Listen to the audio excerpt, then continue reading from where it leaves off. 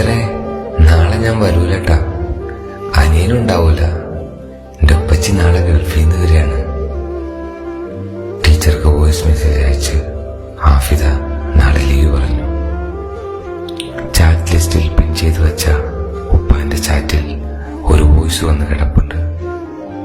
പ്രാർത്ഥിക്കാം എന്ന് ഉമ്മ മറുപടിയും കൊടുത്തിട്ടുണ്ട്. ഉപ്പ 2-3 പർദ്ദയുടെ ഫോട്ടോ അയച്ചു കൊടുത്ത് ഇതിലേതാ എനിക്ക് ഇഷ്ടപ്പെട്ടത് സൂറ എന്ന് ചോദിച്ചതിന് നിങ്ങൾ ഈ പൈസ ഇല്ലാത്ത നേരത്ത് ഇതൊന്നും വേണ്ടെന്ന് പറഞ്ഞ ഉമ്മയും മെസ്സേജ് അയച്ചിട്ടുണ്ട്. ഞാൻ വീണ്ടും മേലോട്ട് നീക്കി നോക്കി.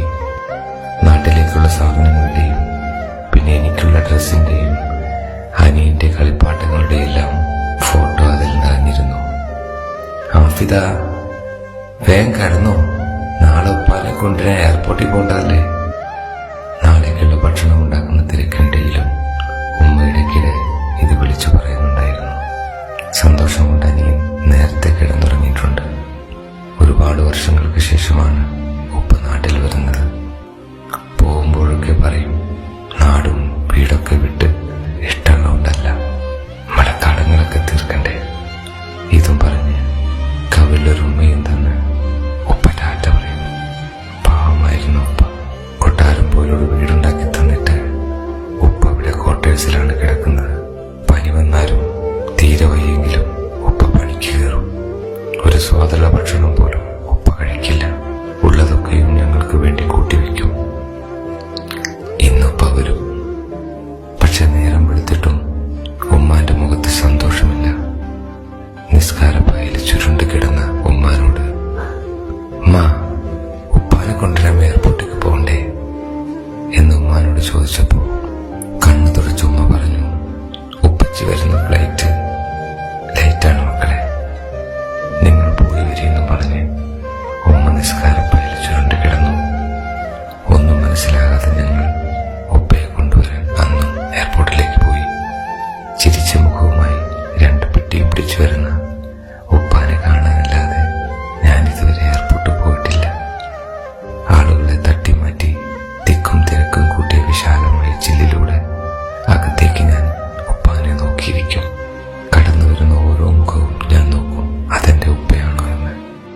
നേരം കഴിഞ്ഞ് ഒരു മനുഷ്യനുണ്ടാകും. ഉരുളുന്ന ഒരു വണ്ടി ഉന്തി ഞങ്ങളെ തിരിഞ്ഞു വരുന്നു. ഓടിപ്പോയി കെട്ടിപ്പിടിക്കും. സ്നേഹത്തിന്റെ ഉമ്മകൾ നൽകും. സന്തോഷത്തോടെ ഞങ്ങളെല്ലാവരും വീട്ടിലേക്ക് മടങ്ങും. സാധാരണ ഉപ്പാനെ കാത്തു നിൽക്കുന്നിടത്തല്ല ഇന്ന് നിൽക്കുന്നത്. പെട്ടെന്നൊരാൾ മുന്നിലെ വലിയ ഗേറ്റ് തുറന്നു.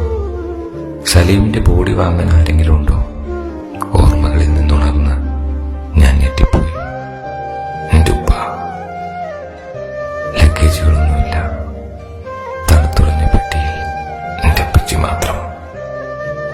തിരക്കുകളില്ല, തിരക്കില്ല, ആരും ഓടി വന്ന് കെട്ടിപ്പിടിക്കുന്നില്ല. പക്ഷെ അപ്പോഴും ഉപ്പ വന്ന പെട്ടിക്ക് ഗൾഫിന്റെ അത്ര മണക്കുന്നുണ്ടായിരുന്നു.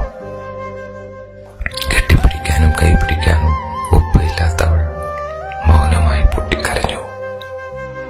എത്താത്ത പച്ചി പെട്ടിയൊന്നും കൊണ്ടുവന്നില്ലേ?